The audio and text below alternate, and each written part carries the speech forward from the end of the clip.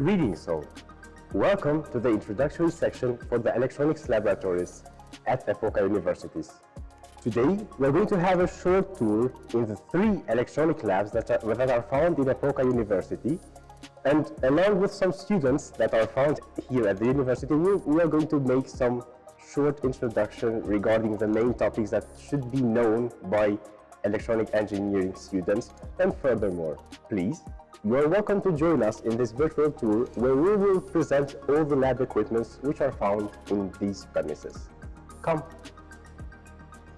We are found at the Electronic Laboratory Hall number 1, which is equipped, as you can see, with a variety of the laboratory equipments which are necessary for all the students to get their hands into knowing what the electronic equipments are, how to utilize them, and how to encompass with them to create some small circuits in a sufficient scale so as to finish bachelor degrees and also master degrees.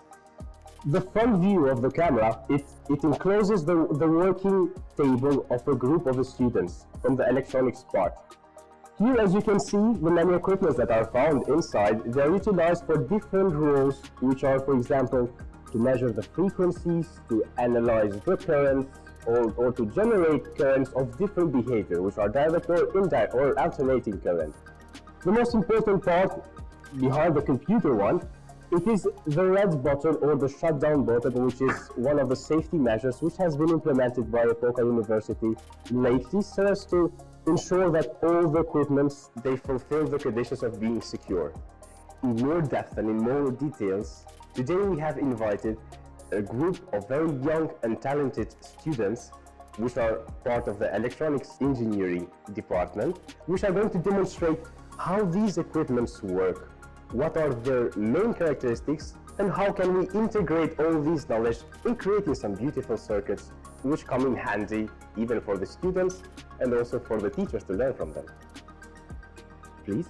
The global phenomenon of the COVID-19 has affected even the social status found in Albania. In the Epoka premises, we have been able to manage or somehow to face this kind of global pandemic situation by utilizing one methodology called HyFlex, which means hybrid flexibility. To the students, we have given the chance for them some of them to be able to integrate into the lessons, into the daily practice of their lives by having their hands in concrete tools in the lab premises or in school premises, while the rest of the students, which have no capability perhaps or the conditions to follow the lessons physically, they can follow them online through virtual classes. Hello, we are students of electronics engineering at Epoka University, second year, and we are going to present to you some of the equipment which are very crucial in building circuits.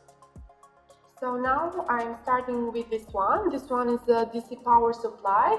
It is used to convert the power that comes from a power source, for example, the battery.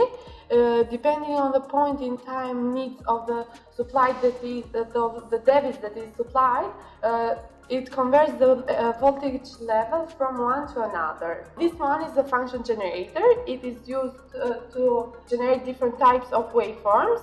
It is a software equipment. Electrons moves in 2 directions. This one is an oscilloscope. It is used to analyze properties such as amplitude, frequency, etc. It's an electronic test equipment.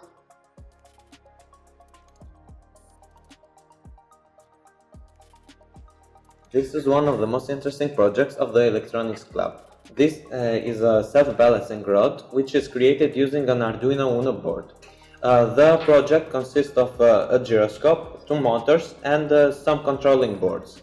The effect of the gyroscope is to measure the height in both sides and through it calibrates the speed of the motor in order to create a balance. This drone is another more advanced project. It consists of 4 brushless motors, and we use this kind of motors because they can perform at different high speeds on 3 different phases, different from DC motors. As for the physical parts of this drone, we have bought them from an online site. We have also used the main device for this project, which is called an Arduino Uno, and we have programmed it to perform the results that we wanted. To control the speed and the balance of this drone, we have used a gyroscope and accelerometer device. As for the controller, we have used 2 joysticks which control the acceleration, the balance, the height of this drone. It is controlled by an Arduino Uno, which acts as a transmitting antenna. The distance of this transmitter is about 2 kilometers. So this is a robot called the Micro Mouse, designed to find its way on a real maze. So it is composed of 2 batteries connected to the Arduino Uno, which is also connected to the shield in order to drive the robot. Also there are the connectors, which are used to connect all hardware parts. As we can see, they are both connected to the sensors and to the shield. These are the infrared sensors, which come in handy to determine the distance of the robot from the object. And this also helps the robot to avoid any obstacle on its way. Also, we can see the 2 DC motors connected to the tires, which operate in different speeds.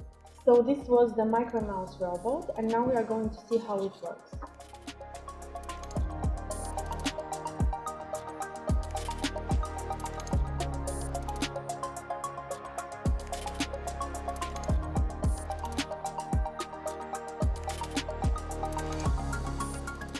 This is a small project made by Epoka students. This includes the Raspberry Pi, which operates in its own operating system called Raspberry Pi.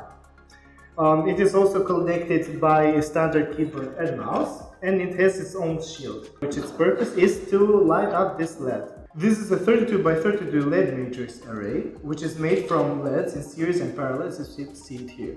Simply to put out this LED matrix is a grid of light arranged into rows and columns. The idea using this device is for the microscope part to operate, so it's going to be the illumination part of this project. Here lays the microscope. It has 2 parts. The first part you can see is the motor, and the second part is the illumination part. The illumination part will be the LED array matrix and the drive for the position of the camera in order to capture high quality and focused images.